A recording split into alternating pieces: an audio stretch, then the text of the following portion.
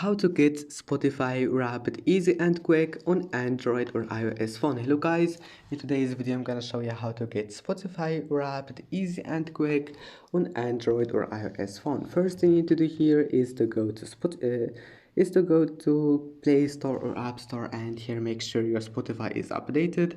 After that, just go back and then go to settings, and now go to battery, make sure power saving mode is disabled, and then go back.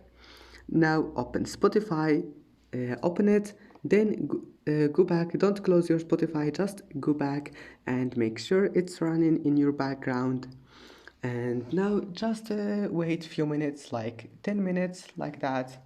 And after that, close it and restart your phone and try again, and you will find that your problem is fixed. And that's it for today's video. Don't forget to like, and see you in the next video.